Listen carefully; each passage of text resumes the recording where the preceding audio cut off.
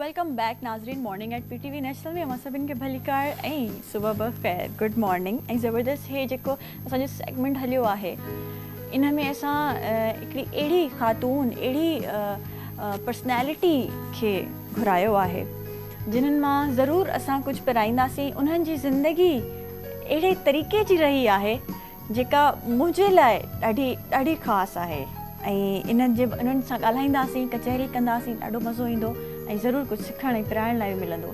सो मां उन्हनि खे वेलकम चवंदमि सिस्टर फ़ज़ीलत इनायत जेका incharge of old age home आहे ऐं सीनियर सिटीज़न आहे। उते ई उन पंहिंजी तालीम भी हासिल कई आहे, रहियूं भी आहिनि। अस्सलाम वालेकुम। वालेकुम सलाम। कैसी हैं आप सिस्टर? ठीक हैं, बिल्कुल मज़े में हैं? बिल्कुल। कैसी गुजर रही है ज़िंदगी? अच्छी गुजरी। सबसे पहले तो मैं PTV नेशनल का थैंक यू कहना चाहती हूँ कि आपने इनवाइट किया इस मॉर्निंग शो में। All the best to PTV। Thank you. और सबसे बड़ी हमारे लिए एज़ाज़ की बात है कि आप हमारे शो में आई हैं और जो मेरे सवाल हैं वो आई होप कि वो सबके ही सवाल हैं, क्योंकि जब ओल्ड एज होम की बात आती है ना, जब किसी शेल्टर होम की बात आती है तो बहुत सारे सवालात हमारे जो है जहनों में जन्म लेते हैं। सो ऐसे ही सबसे पहले तो मैं आपकी लाइफ पे आऊँगी कि कैसे सोशल वर्क में आपने दिलचस्पी ली और कहाँ से ये सिलसिला शुरू हुआ? मेरा सिलसिला शुरू हुआ सिंध का एक छोटा सा शहर है, जामशोरो ज़िला लगता है उसको, कोटरी जी सुना होगा।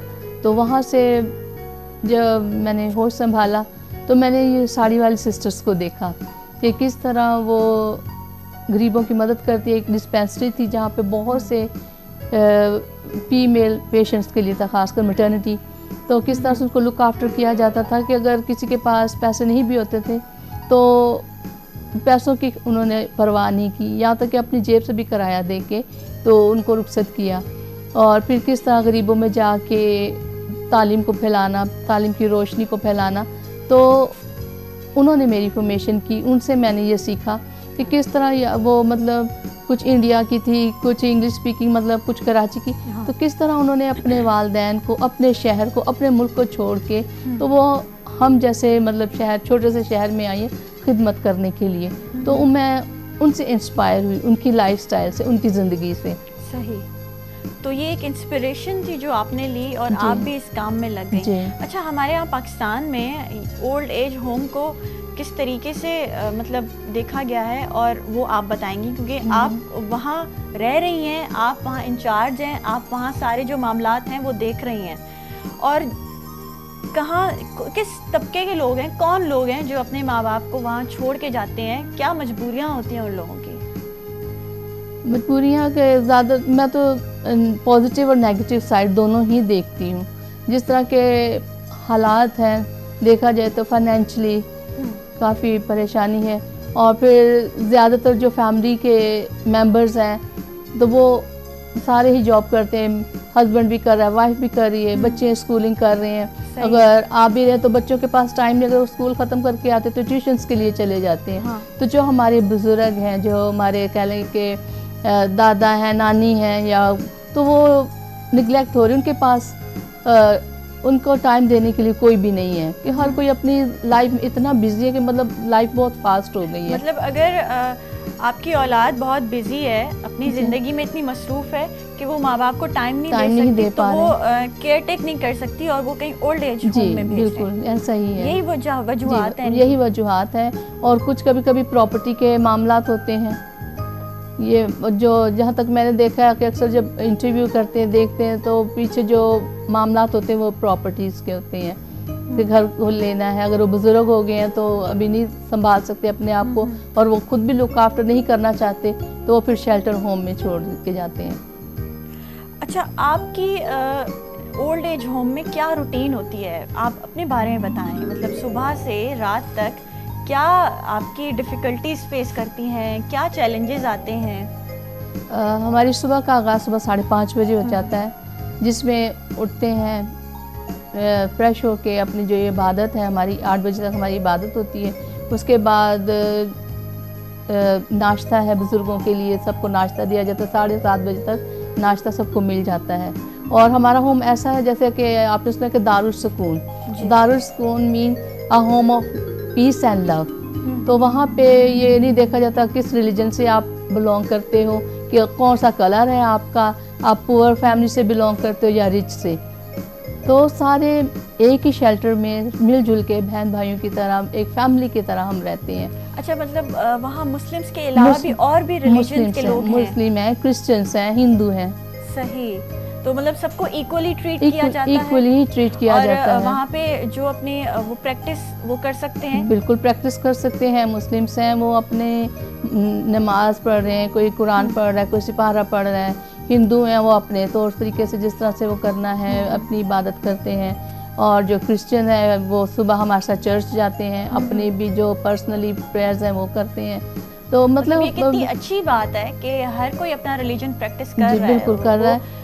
और फिर हम हर इवेंट ही सेलिब्रेट करते हैं। हम ईद भी सेलिब्रेट करते हैं, हम क्रिसमस भी सेलिब्रेट करते हैं। अभी ईद कुर्बान आ रही है, कुर्बानी भी होगी, तो चांद रात मनाई जाती है। बाकायदा से एक सेटअप लगता है ब्यूटी पार्लर जैसा, उनके वो मसाज और फेशियल और नेल पॉलिश, वो सारी फैसिलिटीज प्रोवाइड की जा रही है। क्योंकि मैं कहती हूँ age is just a number, और वो आप कभी भी उस लेवल पे पहुंचते नहीं है आपके, बल्कि आप जितने एज बढ़ती है आपके वो शौक और बढ़ते हैं। ऐसे ही है। तो ये सारी चीज़ें भी प्रोवाइड करना हर तरीके से। अच्छा, उनकी जो कपड़े वगैरह ये उन सब चीज़ों का भी ख्याल रखा जाता है? सब चीज़ों का ख्याल रखा जाता है, उनकी हेल्थ का ख्याल रखा जाता है। हमारे पास ICU है, 6 बेड, जहाँ पे 24 आवर्स हमारे पास स्टाफ अवेलेबल है। डॉक्टर्स हैं जो मतलब उनको देखते हैं, उनकी मेडिसिन देखते हैं। उसके अलावा फिजियोथेरेपी डिपार्टमेंट है, रिहेबिलिटेशन डिपार्टमेंट है, रिक्रिएशनल डिपार्टमेंट है, जहाँ पे इनको मॉर्निंग में फिजियो करवाई जाती है। अच्छा सिस्टर, क्या तादाद है इन लोगों की जो वहाँ रह रहे हैं? मेरे पास तकरीबन अभी 200 है, 120 है। 120 माशाल्लाह, मेल एंड फीमेल। मतलब ईच एंड एवरीथिंग वो आप लोग करते हैं जी। अच्छा, जैसे उनको मसरूफ़ रखने के लिए, क्योंकि ऑब्वियसली जब आप घर छोड़ते हैं या आपको कुछ ऐसी चीज़ आप लोग पे उन लोगों पे गुजरती है, तो मेंटली स्ट्रेस रहता है। ऑब्वियसली वो चाहे आप उनको जितना भी बिजी रखें, वो फिज़िकली तो ऑब्वियसली उस एज में इंसान इतना फिट नहीं होता, लेकिन मेंटली फिर वो और डिस्टर्ब हो जाता है। तो क्या किया जाता है उनके लिए? इनके लिए हम मुख्तलिफ एक्टिविटीज़, डे इवेंट्स वगैरह हम अरेंज करते हैं, आउटिंग अरेंज करते हैं, और मतलब इतना कंफर्टेबल टाइम उनको देते हैं कि वो कोशिश करते हैं कि वो अपनी नॉर्मल लाइफ में आए और इन्जॉय करते हैं। काउंसलिंग होती है? काउंसलिंग भी होती है, काउंसलिंग सेशन भी उनके होते हैं।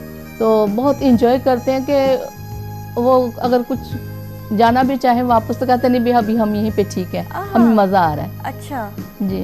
मतलब वहाँ उस घर में उनको इतनी कोई तकलीफ मिली होती है कि वो वहाँ नहीं जाना नहीं चाहते। इतना एंजॉय होता है वहाँ पे, इतना सुकून और दारुल सुकून में। और कभी आप विजिट कीजिएगा, आपको खुद अंदाजा होगा, जैसे आप एंटर ही होंगे and you will feel you are in some place वे वाकई ही प्यार मोहब्बत का घर है और सुकून है, सुकून है, बिल्कुल है।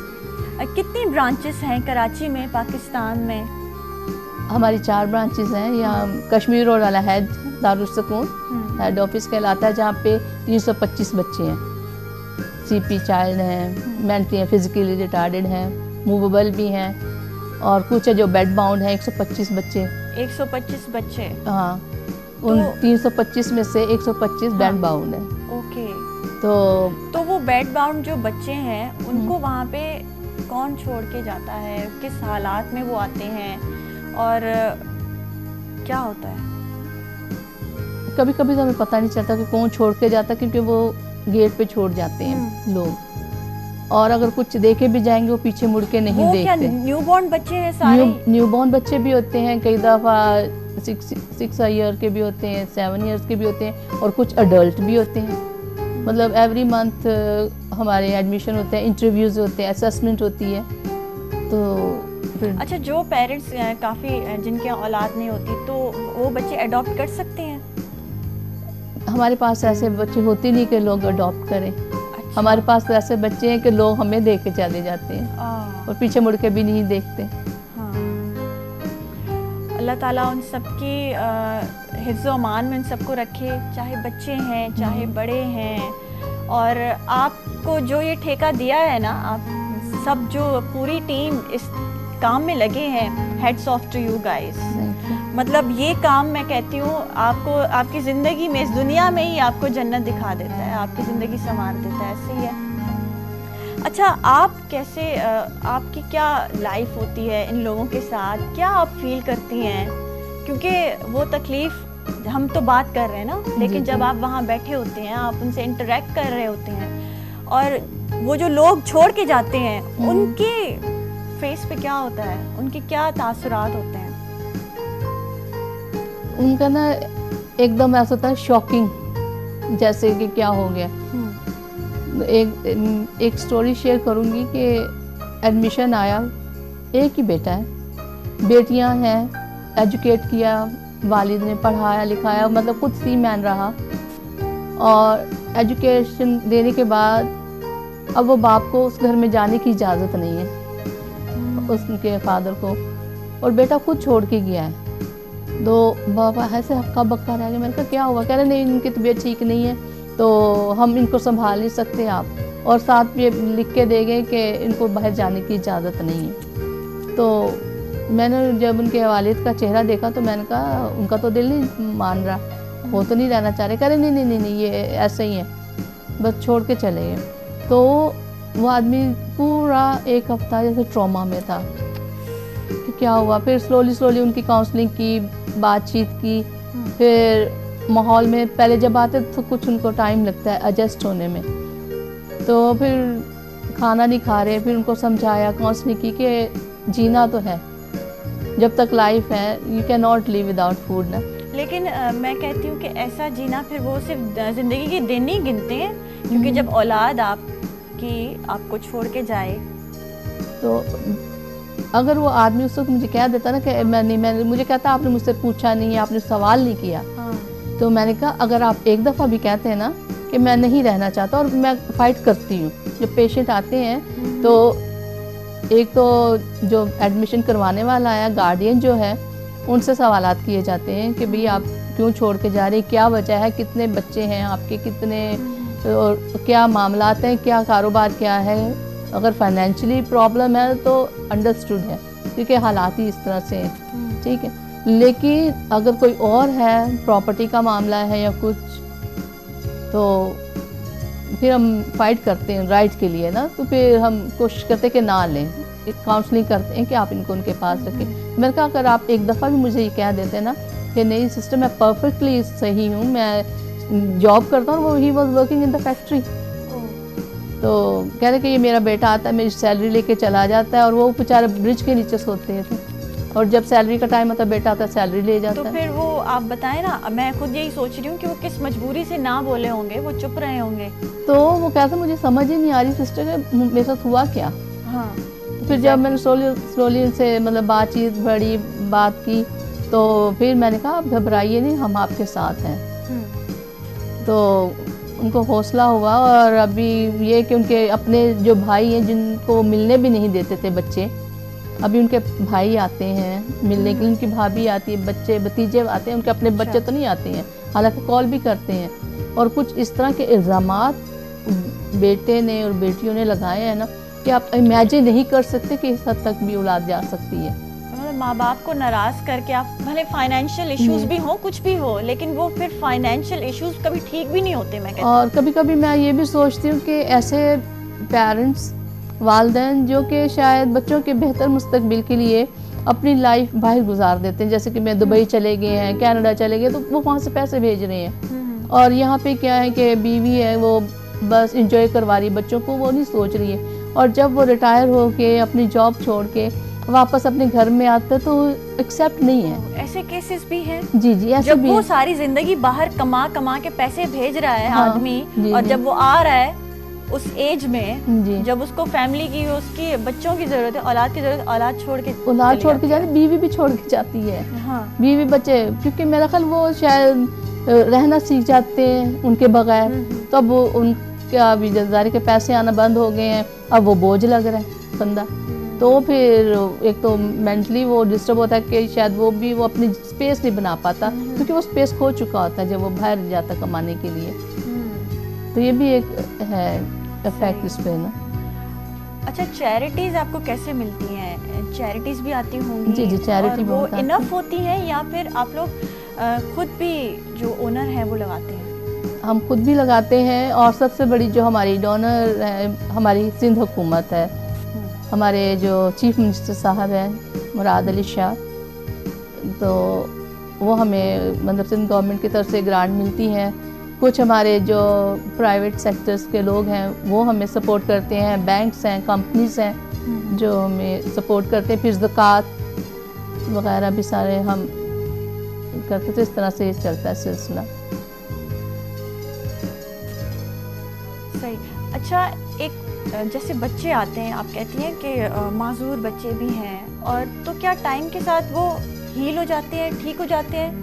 तो क्या उनकी पढ़ाई का सिलसिला फिर दारुल सुकून ही करती है? जी, उनकी पढ़ाई का सिलसिला शुरू होता है? शुरू होता है। हमारे अपना स्कूल है और जब वो 18 प्लस और वो जब वो बालिग हो जाते हैं तो उसके बाद उनकी जॉब्स वगैरह का कुछ बच्चे हैं जो बाहर भी जॉब करते हैं, लेकिन हम कोशिश करते हैं कि इन हाउस ही उनको एम्प्लॉयमेंट मिल जाए। सही। और इस तरह से करते हैं। इवन कि हमारे सीनियर्स भी ज़ाहिर है कि अच्छा, हाँ, सीनियर्स भी जॉब कर सकते हैं अगर वो करना चाहें बिजी रहने के लिए, तो उनको अलाउ होता है? उनको अलाउ है, बाहर भी और इन हाउस भी। इस वक्त मेरे पास 3 फीमेल्स हैं जो इन हाउस हैं। एक स्टोर कीपिंग करती है जहाँ पे प्रोविजन है हमारी, वो देखती हैं, किचन में हेल्प करती हैं जाके, और कुछ जो इन हाउस रहते हैं वो घर की भी साफ़ सफाई का ख्याल करना। मतलब ये कि उनको यूटिलाइज हम करते हैं ताकि वो फील ना करे, अगर घर है तो घर जैसा माहौल दें, फिर हम उनको कुछ ना कुछ स्टेप करना, ये भी ना लगे कि मतलब शायद इधर रह रहे तो काम कर रहे हैं, भी पे दें।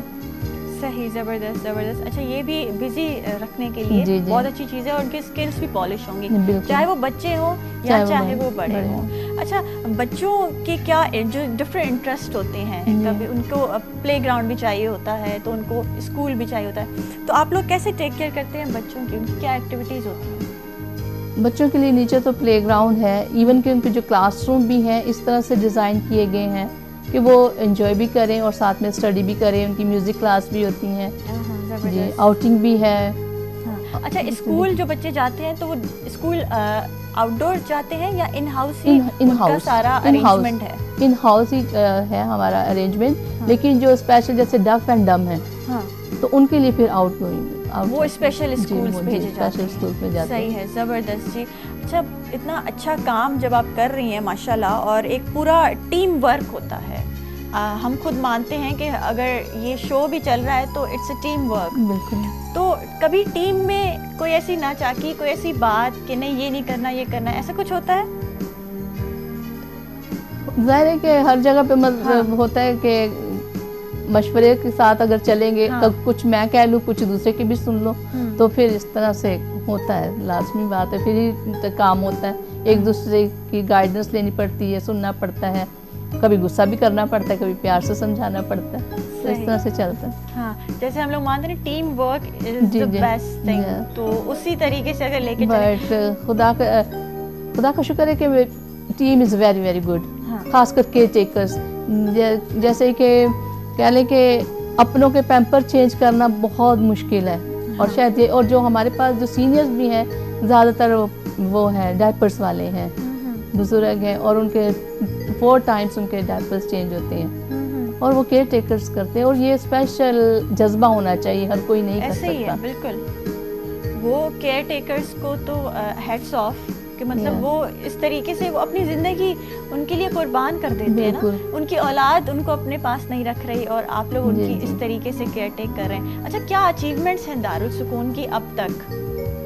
अचीवमेंट्स ये है कि एक तो we are in the top looking after, जिस तरह की फैसिलिटीज़ हम देते हैं, मेडिकल है, फिजियो है, एजुकेशन है, फिर इस तरह से अचीवमेंट ये कि हमारी ब्रांचेस हैं काफ़ी। एक अभी टंडोला यार में है जहाँ पे भी 300 से ज़ायद बच्चे हैं, वहाँ पे बुजुर्ग भी हैं, बच्चे भी हैं, नौजवान भी हैं, और फिर ये सीनियर सिटीज़न की ब्रांच है। इसके अलावा एक हमारा हॉस्टल है लड़कियों का, जो सिर्फ अच्छा। ज़्यादातर हम क्रिश्चियन को जो क्या कहते हैं कि डिसप्लेस बच्चियाँ होती हैं, हाँ। जिनके पेरेंट्स नहीं है या वालिद नहीं या वालदा नहीं है, तो किसी वजह से तो उनको एजुकेट करते हैं।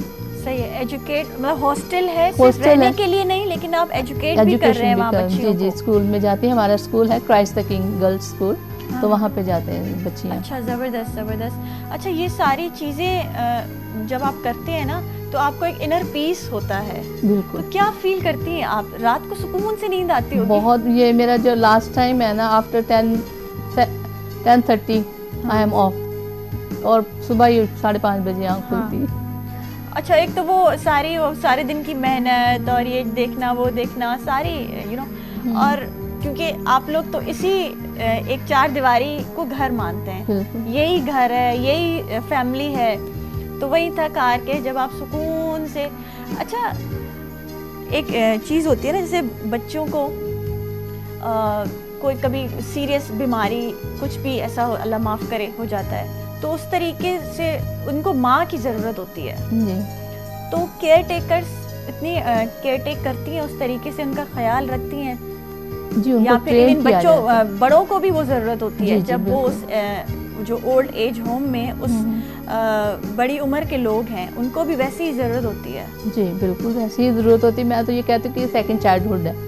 जो बच्चे जो ऐसे सेकंड ही चाइल्डहुड है। है, मतलब वही आ जाते हैं कि थोड़े बुजुर्ग हो जाते हैं, ना मुंह में वो दांत भी होते हैं, चाइल्डहुड ही होता है। हाँ। और फिर डायपर्स इस्तेमाल करना तो वही बच्चों वाला ही होता हाँ। है। तो जो हमारे केयर टेकर्स स्पेशल ट्रेनिंग होती है, उनको बताया जाता है, उनकी ट्रेनिंग होती है ट्रेनिंग ये proper। कि किस तरह से आपने बच्चों को हैंडल करना है, किस तरह से अडल्ट को हैंडल करना है, किस तरह से चेंज करना है। अगर वो मतलब कुछ बच्चे के वो एग्रेसिव भी हो जाते हैं, आपको मार भी देते हैं, थप्पड़ भी मार देंगे, गाली गलौच भी करेंगे, लेकिन आपने पेशेंस हाँ। रखना है, और बहुत पेशेंस की ज़रूरत है, ऐसे ही है। क्योंकि यू नेवर नो कब वो बच्चा आ रहा है एग्रेसिव और आपको लगा देगा, हाँ। या थप्पड़ मार दे या कुछ ना। और इस तरह से बुजुर्ग भी हैं, खासकर कुछ ऐसी होती है कि वो ज़िद्दी होती है और खूब गाली गलौच करेंगी, यहाँ तक कपड़े भी आपके खींच के फाड़ वो देंगे। इतनी अग्रेशन आ जाती है ना, बिल्कुल। एक तो वो एज भी ऐसी है, जी। ऊपर से वो जो सहा है, जो जिस ट्रॉमा में है, जी। इस वजह से। और एक तो हमारे पास खातून है ना, वो जो सुबह उतरती हैं तो वो रोना शुरू कर देगी, कासिम, अब बेटे को आवाज़ लगाती हैं। तो वहाँ पे एक और बुजुर्ग है, वो समझती है ये मेरा बेटा है, जब तक वो पास आके नहीं बैठेगा ना, उसने रोते ही रहना है। फिर हम कहेंगे नहीं, उसको बुला के लेके आओ भाई, ऊपर से लेके आओ, अम्मा के बेटे को बुला के लेके आओ। वो पास बैठेगा, फिर उसका मुंह चूमेगी, प्यार करेगी, और कोई भी चाय बिस्किट जो भी मिलता है ना, फिर वो दुपट्टे में बांध के बिस्किट रख लेगी, जैसे वो आके बैठेगा खोल के देगी। कोई भी चीज़ बोलेगी जाके उसको दे के आओ, और फिर रोती रहती है वो। फिर जो उस पर गुजरी है ना लाइफ में, तो शायद उसको वाइब्स आते हैं, उसको वो दोबारा से मेमोराइज करती है और शोर करती रहेगी, रोती रहेगी, उसने मुझे मार दिया, उसने ऐसे किया, उसने मेरे बच्चों को ऐसे किया। वो मतलब अपने जो शायद बहू थी या कौन, किसी को उसका नाम लेके फिर कहेगी। तो फिर मैं क्या करूँगी, उसको गले से लगा के मैं बोलूँगी अम्मा अच्छा ठहरे, अभी मैं पुलिस को फ़ोन कर रही हूँ।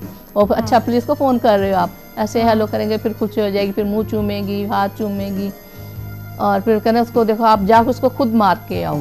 तो फिर थोड़ा सा उनके सामने उसी तरह से ड्रामेटाइज करना पड़ता है कि जा रहे हैं। ये चीज़ें तो फिर रोज़ देखने को बिल्कुल, मिलती होंगी, बिल्कुल, ये सारी बिल्कुल, चीज़ें। बिल्कुल। मतलब मुझे तो अभी आई हैव नो वर्ड्स कि वो किस तरीके से आप फेस करते हैं। और मैं भी ये सोच रही हूँ कि वो जो मोहब्बत, वो जो आपने कहा कि बिस्किट छुपा के रख लेती है माँ, और फिर वो उसको याद करती है, वो कहती है कि नहीं मेरा बेटा पहले सामने आए, बेटा सामने आए। तो वो जो महरूम है उसका बेटा, उसकी बेटी जो भी है, जी जी, मैं तो उनके लिए सोच रही हूँ वो कितने बदनसीब हैं।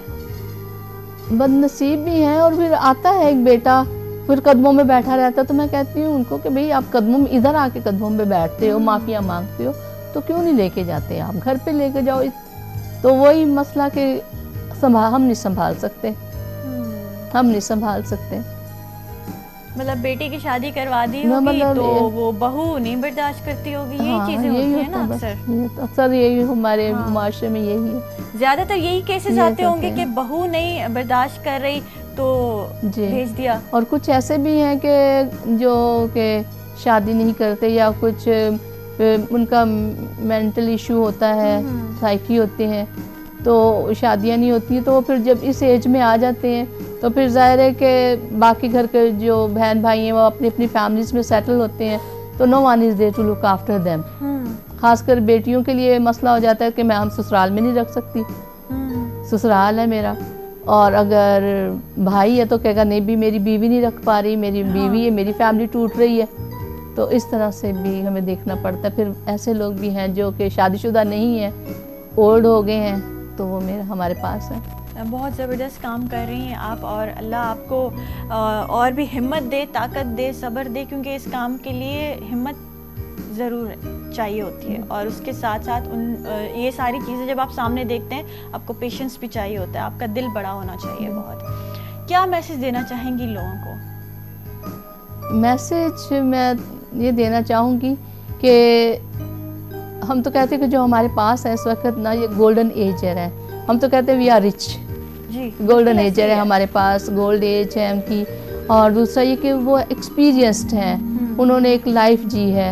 अभी कल मेरे पास एक एडमिशन आया था, लेकिन मैंने सोचा कि जिस तरह से हम रख रहे कि हमारा तो ओपन जैसे एक फैमिली की तरह से है, तो वो एक बहुत ही मशहूर डाइजेस्ट राइटर थी जो आई थी, कहने लगी कि मैं अभी अपने आप को संभाल नहीं सकती, शायद शादी नहीं की होगी उन्होंने भी, तो अभी तन्हा हूँ। तो मैंने कहा कि सॉरी अभी तो वैसे मेरे पास प्लेस भी नहीं है, और आपको तो चाहिए होगा सेपरेट रूम, तो वो we can not provide separate ना। अच्छा। VIP नहीं, हमारे लिए सारे ही VIP है।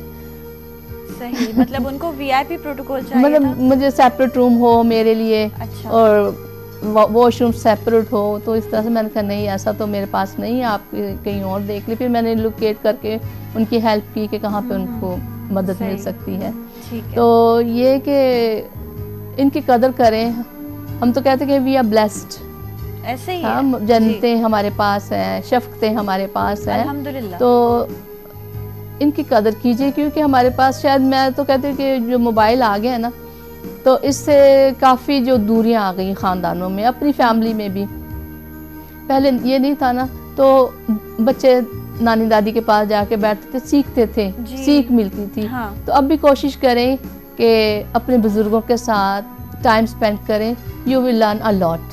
तालीम तो हासिल कर रहे हैं, लेकिन तरबियत जो हमें मिलेगी अपने बुजुर्गों में बैठ के मिलेगी, बुजुर्गों से मिलती है। जब हम अपने बच्चों को उनके पास बैठने की तलकीन करेंगे, उनको समझाएंगे, उनकी इज्जत करें। और मेरी तो इल्तिजा है, मुझे या इल्तिजा आहे तो उहे सभु माउ पीउ जिन्हनि जी औलाद आहे, उन्हनि जी औलाद उन्हनि ॾाढो ख़्यालु रखे, उन्हनि सां उन्हनि खे मोहब्बत सां शफ़क़त सां रखे, छो जो हुननि सॼी ज़िंदगी तव्हांखे ॾेई छॾी, असांखे ॾेई छॾी।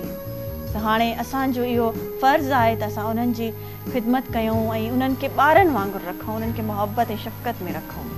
इहो मुंहिंजो मैसेज आहे मुंहिंजी तरफ़ां बि। Thank you so much sister Fazeelat, thank you so much for being here. बहुत मज़ा आया और काफ़ी एक्सपीरियंस आपने शेयर किया, और उम्मीद है असांजे नाज़रीन बि इन मां ज़रूरु कुझु सिखियो ई पिरायो हूंदो, जीअं मां सिखियो आहे। नंढड़े ब्रेक ते वेंदासीं नाज़रीन, कारे न वञिजो। मॉर्निंग एट PTV नेशनल वरी वापसि अचूं था।